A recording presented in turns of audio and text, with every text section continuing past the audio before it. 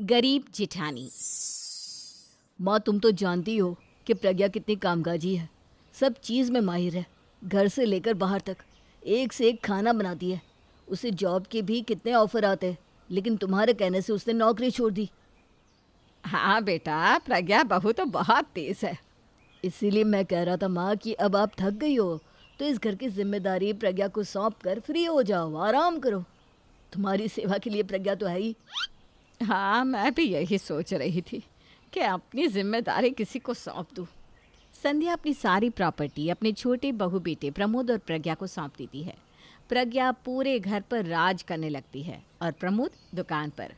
पूनम और विनोद अब किसी नौकर नौकरानी से कम नहीं रह जाते। प्रज्ञा सारे पैसे अपने पास रख लेती है, अपने लिए अच्छे अच्छे कपड़े लाती है, लेकिन पूनम को कुछ नहीं देती है। लेकिन फिर भी पूनम प्रमोद और प्रज्ञा की आंखों में खटकती रहती है। एक रोज़ प्रज्ञा प्रमोद से कहती है, अरे इस औरत पर तो कोई असर ही नहीं होता। मैं इससे इतनी काम करवाती हूँ लेकिन ये कुछ कहती ही नहीं। ऐसे कब तक चलेगा? कभी ना कभी ये अपना हक मांगने लगेगी। ऐसा हो इसके पहले इसे अपने घर से निकालने के लिए कुछ करो। ये सब सुनकर प्रमोद जी की नींद उड़ जाती है और वो रात भर सोता भी नहीं। अगर कहीं भाभी अपना हक मांग बैठी तो क्या करूँगा? आधी संपत्ति चली जाएगी। कुछ दिमाग लगा प्रमोद, तेरे शातिर दिमाग को हो क्या गया है? कुछ कर। बड़ी ही मुश्किल से ये सब हाथ लगा है, इस तरह मैं इसे गंवा नहीं सकता। अगले दिन प्रमोद के शातिर दिमाग में एक साजिश जन्म लेती है और वो प्रज्ञा से कहता है, भाभी को निकालने के लिए हम भैया का सहारा लेंगे। वैसे भी मेरे बेवकूफ़ भैया हमारे ही पक्ष में है। बस इस आग को हवा देने की ज़रूरत है। समझ गई मैं। सब कुछ करेंगे भैया के साथ हम, और नाम आएगा भाभी का। बेचारी भाभी।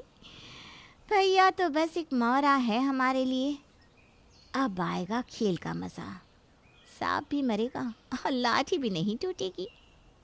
अगले दिन पूनम विनोद के लिए बिना मिर्च मसाला का खाना बना रही होती है। ये देखकर संध्या कहती है, बहू, मेरे बेटे को चटपटा खाना पसंद है, मिर्च मसाले से भरा हुआ। ऐसा बीमार खाना वो कभी नहीं खाता, भूल गई क्या? नहीं नहीं माँ जी, मुझे अच्छे से पता है, लेकिन कल से उनका पेट खराब है तो उन्होंने ही कहा है ऐसा बनाने को। आज दुकान में कोई बहुत बड़ा ऑर्डर देने आ रहा है, जल्दी से खाना बना लेती हूँ, फिर इनके कपड़े भी आयरन करने हैं। हाँ हाँ, जा जा बेटा, तू अपना काम कर ले। पूनम विनोद का खाना टेबल पर रखकर आयरन करने चली जाती है और मौका पाकर प्रज्ञा उस पर बहुत सारी मिर्ची डाल देती है। अब भाभी जी क्या करोगी आप? मिर्ची से भरा खाना खाकर विनोद के पेट में गुड़गुड़ शुरू हो जाती है और वो थाली पटक देता है। तुम तो चाहती हो कि मैं मर जाऊं, मुझसे छुटकारा चाहिए तो चली जाओ ना यहाँ से, यहाँ रहने की कोई ज़रूरत नहीं है। और इतना बोलते ही वो बाथरूम के चक्कर लगाने लगता है। पूनम रोते हुए कहती है, जी मैंने कुछ नहीं किया। हाँ, मेरे लिए सब कुछ ऐसा मैं सपने में भी नहीं सोच सकती। पर विनोद की हालत बहुत ख़राब हो जाती है। वो बाथरूम के चक्कर लगाते लगाते थक जाता है और इन सब में विनोद के हाथों से ऑर्डर भी निकल जाता है। आज तुम्हारे कारण ऑर्डर निकल गया, आज के बाद मैं तुम्हारे हाथ से खाना ही नहीं खाऊंगा। विनोद पूनम से बात करना बंद कर देता है। दोनों में दूरियां बढ़ती जाती है, जिसका फ़ायदा प्रज्ञा और प्रमोद बखूबी उठाने के लिए बैठे रहते हैं। अगले दिन विनोद अपनी अलमारी में दुकान के कुछ पैसे रखता है और वो प्रमोद चुरा लेता है और अगले दिन खुद ही मांगता है, भैया कल जो मैंने आपको पैसे दिए थे वो दीजिए ना, मुझे अभी पार्टी को देने हैं। हाँ हाँ, अभी देता हूँ। विनोद अलमीरा खोलता है तो उसके होश ही उड़ जाते हैं। चिल्लाते हुए वो प्रमोद से कहता है, पैसे अलमीरा से गायब हो गए, मैंने कल वहीं रखे थे, पता नहीं किसने चुरा लिया, मेरा भरोसा करो प्रमोद। तभी वहाँ प्रज्ञा आकर कहती है, पता है प्रमोद, कल भाभी के भाई ने 70,000 का आईफोन लिया है। मुझे भी वैसा ही फ़ोन चाहिए। क्या? पैसे भी मैंने 70,000 ही रखे थे। इसका मतलब पूनम ने वो पैसे अपने भाई को दे दिए। पूनम, पूनम! आवाज़ सुनकर पूनम भागी दौड़ी चली आती है। वो गुस्से में पूनम को थप्पड़ मार देता है। अच्छा, तो अब तुम चोरी पर भी आ गई हो। इस घर के पैसे अपने मायके वालों पर लुटा रही हो। मेरे पैसे मुझे वापस ला कर दो। कैसे पैसे जी? कौन से पैसे? मुझे किसी पैसों के बारे में कुछ नहीं पता। अपनी माँ की कसम खाकर कहती हूँ, कोई पैसे नहीं है मेरे पास। झूठी मक्कार कहीं की।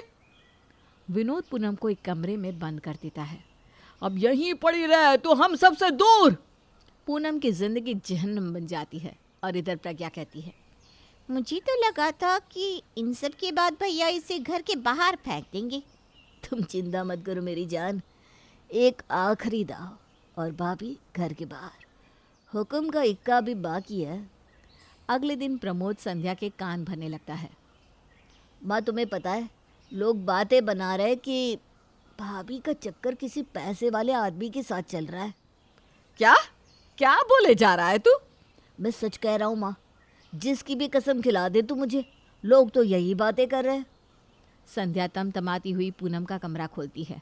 बेशरम, निर्लज, तुझे शर्म नहीं आई ऐसा करते हुए? मेरे बेटे में कौन सी ऐसी कमी थी जो तुझे किसी और के पास जाना पड़ा? निकल मेरे घर से।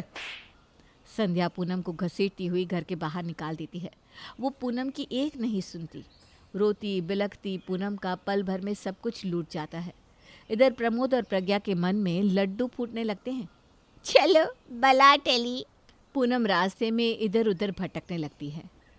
उधर खुशी मनाने के लिए प्रमोद बैंक से कुछ पैसे निकालकर घर लौट रहा होता है, तभी दो गुंडे उसे घेर लेते हैं और उसकी गर्दन पर चाकू रख देते हैं। चल पैसे दे दे, नहीं तो अपनी जान से जाएगा, सीधा टपका दूंगा। अरे छोड़ दो भाई, मुझे कुछ मत करना। तभी भटकती पूनम की नज़र प्रमोद पर पड़ती है और अपनी जान की परवाह किए बिना वो पीछे से दोनों गुंडों के सर पर डंडे से वार करती है और चाकू से पूनम को ही चोट लग जाती है। पूनम चिल्ला चिल्ला कर लोगों को इकट्ठा कर लेती है और गुंडे भाग खड़े होते हैं। प्रमोद की आंखों में आंसू भर जाते हैं। भाभी मुझे माफ़ कर दो, मैं भूल गया कि भाभी माँ समान होती है।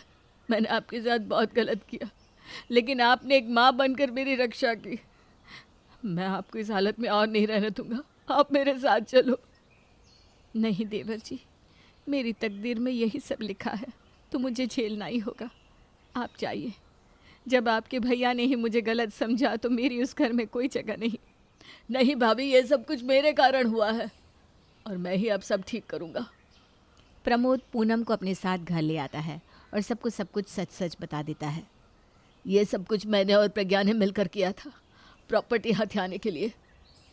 तू मेरे कुल के लिए कलंक है। एक फूटी कौड़ी भी तुझे नहीं दूंगी मैं। संध्या सब कुछ पूनम के नाम कर देती है और प्रज्ञा और प्रमोद को घर से निकाल देती है।